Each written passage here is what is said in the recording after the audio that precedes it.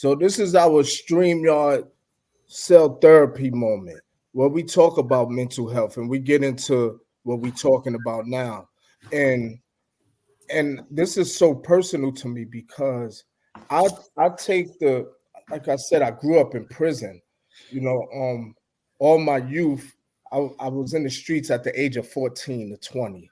Mm-hmm. And I told the story. I told Sheila, that, I took a young man's life, just like now he was 20, just like me. He had a son just like me. And, he didn't deserve to die. And, doing that, yes, I was in the streets and I dealt with drugs, I dealt with guns, but that wasn't me. I know it wasn't me because when I started my growth and development, incarcerated, I began to notice that, like, wow. And I began to learn and I began to educate myself.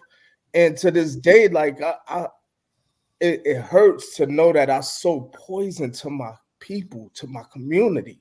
That's something I could never take back. So I do share these moments with hoping that someone younger than me now would get it. You know, being that I didn't get it back then. We hard-headed kids. We learn sometimes a lot of times we have to learn the hard way. So in growing up in prison, the mental health part, I didn't understand it. Yeah. However, I knew there was a lot going on Mm-hmm.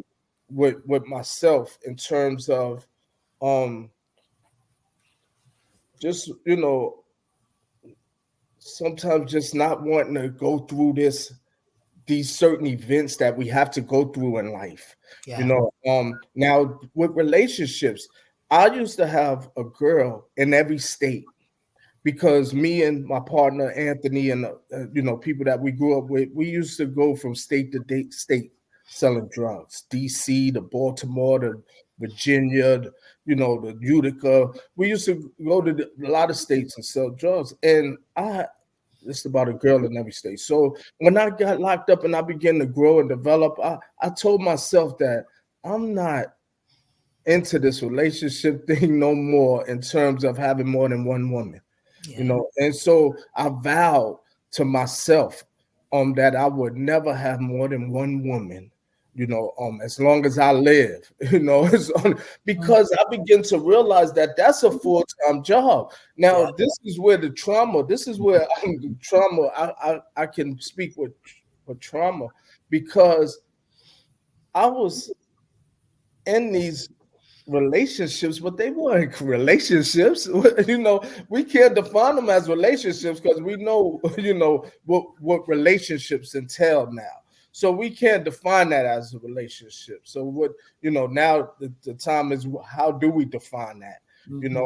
And those are things that I was going through, conforming to, this what I told you earlier, this distorted value system that I had. If I Yeah. got this girl here, if I got a girl in this state, I'm the man. Yeah. I got a little money. I'm playing. So me doing that, I had to shed that, Yeah. for Yeah. years and years. And now when I did end up in a relationship, let's just move forward to my wife now. We've been together since 2010. We got married in Sing Sing 2012. And I remember all too well that I used to bring these arguments, to the table. I used to bring these things to the table because I didn't understand relationship. Yeah. I didn't understand it. And so that I told myself it wasn't, she couldn't help me because she has her own trauma and things that she go through. That's trauma alone. Just leaving your, well, not really leaving your occupation or what you doing, but you actually taking on a man that's in prison. Yeah. What all that entails. That's some psychological warfare within itself. Yeah. When I think about it now, like when I have the time now to really understand things, Just like I sit back now, realize that it was wrong for me to sell that poison to people. You know, that's something that I know that will never happen ever again as long as I live, ever. You know, and I despise of it, period. But I was once a product of that, you know, but I still despise of it. I'm not, you know, you're not going to stop me from not despising of it. You know, I still want to help those youth that came up like I came up. I still despise them. You know, right. And so that's a part of relationship. You know, I was in this relationship and still is. And we don't have, you know, we go through our ups and downs. We still have our challenge because now it's even heavier now because I'm home now. So we in each other's space now. You know what I mean? So now it's real serious work. It's hard. And see, I take on my relationship like I take on everything in life, you know, full throttle, all hands and toes in, you know, and the good and the bad. Because now I told myself a long time ago, I'm stopping. I'm not doing anything negative. You know, everything I do has to be positive in life now. And so that's what I stand on. And so that's how I stand on in my relationship. You know what I mean? That listen, we got to make this work. Regardless of what I see, the differences that I see now with you, with me coming home, and the differences that you see with me, you know, we have to make it work. And so I appreciate you for bringing that up, because that's very important with trauma. Because she goes through it as well. Sorry. No. And see, the thing with Kevin is he knew he had to go and get some help. He said, Sheila, I have to go and get me some help, you know. And you know, when he told me I need to go, I was like, what I need to go for? I ain't never been in prison, you know, just straight up, you know. And again, when it started to affect me, I said, yeah, I think I need to go talk to someone. And Kevin did. He eventually went to talk to someone. And I remember the first time when he came home, he said, she won't be able to help me. And I said, what do you mean? He said, no. He said, she too intrigued with how much time I did. And he said, no. He said, she ain't gonna be able to help me. And I was like, oh my God, because it took him so long to get to that point where he would go talk to somebody. And now to talk to somebody, and now he's saying she ain't. I was like, oh no, Lord. He said, I'm gonna give her one more shot.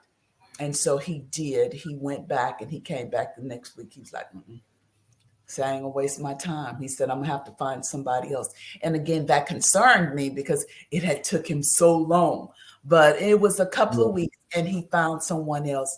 And when he came in, I said she cracked him open because I could tell he had been crying, very emotional, and she's heavy trauma. So a lot of times family members or system impacted citizens said, Sheila, well, who do I need to talk to? You know, because there are mental health professionals who have never had clients who have been to prison. And then the guys and the ladies are saying, what can they can't tell me that or whatever. Right. Yeah. And so, but she had heavy trauma, and that's something that I recommend. If you are going to talk with somebody, make sure that they have heavy trauma experience. And I'm not talking about 1 year and heavy trauma. Make sure they're seasoned. Another thing is this. You know, in prison, I mean, you don't talk about no mental health. Marlon Branch, Marlon and I, Marlon went to prison at 15. He got out at 54, 39 years. I said, well, Marlon, tell me about your mental health evaluation when you was in prison. He said, I ain't had that. I said, well, Marlon, you did 39 years. You went from prison to prison to prison. I said, I know doing intake or exit or whatever you had to have. He said, Miss Bruno, I didn't have none. I said, what the type of crime that you committed? And then he stopped me and he said, Miss Bruno, he said, when I hear the word mental health, I think it means I'm crazy. And I said, it doesn't. You know, it's just me. Misconception of when people hear the word mental health. Yeah. And so when I started, that's the first thing I'm going to do when I have a conversation with you. I'm going to debunk that. I'm going to debunk that. Because when I started talking to Marlon, he was like, yeah. I said, absolutely. Miss Yeah. Bruno see somebody. You know, I Yeah. stopped buying designer purses and all of that. I need that 125 to go take it to Miss Yolanda. Yep. Yeah.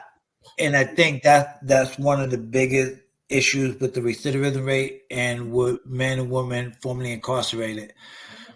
For me personally, I had to go through all that trauma, and luckily, I spent enough money on therapy sessions, right? But you're right, a lot of people hear therapists, and it's finding the right therapist that specializes for the trauma that you're experiencing, right? Because you have all types of trauma. Right. You have childhood trauma, you have physical trauma, you have emotional trauma, you have, relationship traumas, you have trust trauma. There's so many types of trauma, but to circle back, when people hear mental health, that's the stigma, right? Crazy. I'm not crazy.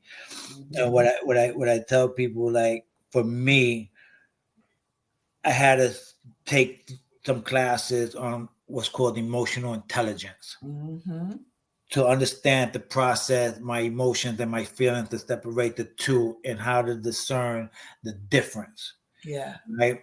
And even with my wife now, my wife is not just my wife, she's also my business partner, right? We own 14 residential mental health facilities throughout Florida, right?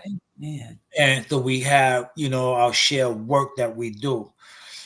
And she always tells me, like, baby, you're gonna overexert yourself, you're gonna burn out, you're gonna do this. And she can see me sometimes, like, she goes, the way you interact with our residents as opposed to how you interact with us here in the house, it's just not the same. And I want you to interact with us the same way you interact with the resident. Like, we just found out that, my daughter, who's 12 years old, has been diagnosed with ADHD. And, sometimes I'll get pretty short tempered sometimes, right? And she go, but you don't get short tempered with the residents. And we're talking about residents with schizophrenia, schizoaffective, bipolar, ADHD, major depressive disorder, PTSD, all of this stuff, right? And I can get a psychotic resident jump in my face, and I know how to de-escalate the situation. I know how to back up, give them their moment to process, right? And allow them their moment, and then conversate with them. Then I get home, at the end of the day, my daughter won't shut up, and I'm like, shut up! And my wife goes, babe, like, you understand, it's her brain, right? And so when I tell people, there's nothing wrong with seeking therapy. We all have traumas being locked up. There's no way that as a human being, it's just a human emotional intelligence. Yeah. If you go from living in a free world to doing certain things, then regardless of what age you get locked up, having to going through that system of getting locked up, being taken away from your family, from your situation, having to get stripped butt naked in front of another man, right? Having to go through that process of getting all that stripped, handing you a bedroll, going into a cell that's the size of your bathroom in an apartment in the Bronx or somewhere, right? And now having to wake up at 4:35 in the a.m. to do a countdown or to go get some breakfast, and have to adapt to this system, right? That we learn to either adapt or you fail. And the longer you do in prison, the more your body and your mind become acceptable to living into a lifestyle of adapting into prison. So now to come home after doing so many years, I tell people all the time, it's nothing wrong with checking your emotions, validating your feelings, and conversating with your loved one.